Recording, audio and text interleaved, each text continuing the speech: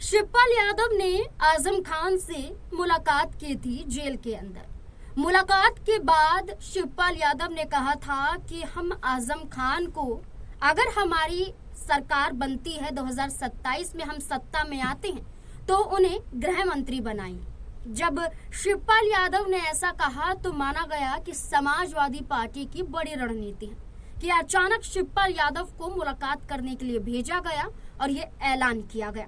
लेकिन अब उत्तर प्रदेश के मुख्यमंत्री योगी आदित्यनाथ सीधे तौर पर हमला कर रहे हैं।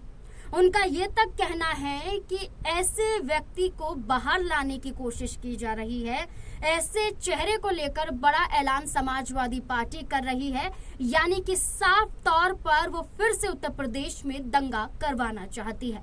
लेकिन क्या ये बयान उत्तर प्रदेश के मुख्यमंत्री योगी आदित्यनाथ का विवादित बयान है?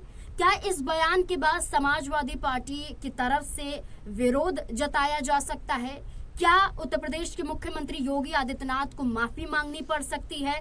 इस पूरे मुद्दे पर चर्चा करेंगे और सवाल लेंगे अमन जी से। सर, क्या लगता है कि अब खुलकर उत्तर प्रदेश के मुख्यमंत्री योगी आदित्यनाथ, नाम नहीं लेते लेकिन जिस लहजे में कहते हैं और जिस अंदाज में वो बात करते हैं, ऐसा नजर आ रहा है कि आजम खान और शिवपाल यादव को घेरने की कोशिश की जा रही है। देखिए, बिल्कुल उत्तर प्रदेश में इस समय राजनीतिक जो माहौल है वो काफी गर्माया हुआ दिखाई पड़ता है, क्योंकि जिस तरीके शिवपाल यादव रामपुर पहुंचते हैं, रामपुर जेल के अंदर आजम खान से मुलाकात करते हैं, उसके बाद में मीडिया से रूबरू होते हुए कहते हैं कि भाई, अगर हमारी सरकार आती है तो आजम खान को हम गृह मंत्री बना देंगे। यानी वो ये दर्शाना चाहते हैं कि मुस्लिमों का साथ हमारे साथ अभी भी मजबूत है, हम उनका जो वोट है वो हमारे पक्ष में ही आएगा। इस तरह का बात करके कहीं ना कहीं ओपी राजभर ने जिस तरह से कुछ समय पहले कहा था कि क्या समाजवादी पार्टी किसी मुस्लिम को मुख्यमंत्री बना सकती है, ये उसका हो सकता है उसका भी जवाब हो। इसके अलावा चंद्रशेखर आजाद ने भी कहा था कि जिसकी जितनी भागीदारी उसकी उतनी हिस्सेदारी,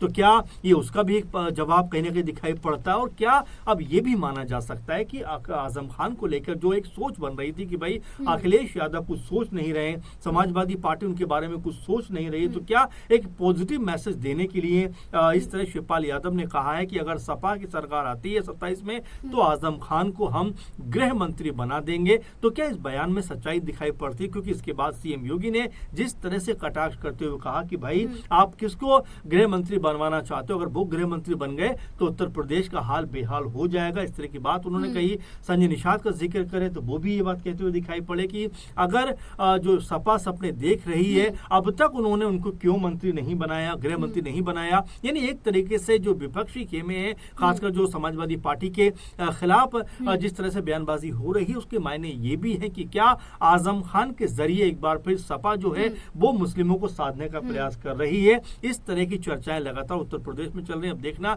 यही होगा कि इन तमाम बयानों के बीच में अब अखिलेश यादव किस तरह का पलटवार करते हुए दिखाई पड़ते हैं। बिल्कुल, ये कोशिश होनी चाहिए कि आजम खान को कैसे रिहा करवाया जाए, लेकिन उत्तर प्रदेश के मुख्यमंत्री ही नहीं बल्कि ये तक कहा जाता रहा है खुद आजम परिवार के जरिए कि आजम खान का इस्तेमाल सिर्फ चुनाव के दौरान ही किया जाता है। लेकिन अब अखिलेश यादव को सामने आना पड़ेगा, सफाई पेश करनी पड़ेगी और हकीकत में आजम खान के लिए कार्य करना पड़ेगा। तभी यहाँ न सिर्फ आजम का परिवार बल्कि आजम से जुड़े हुए वो चेहरे आपका समर्थन करने के लिए इस चुनाव में नजर आ सकते हैं। क्या यही लगता है आपको भी? अपनी राय हमारे साथ जरूर साझा करें।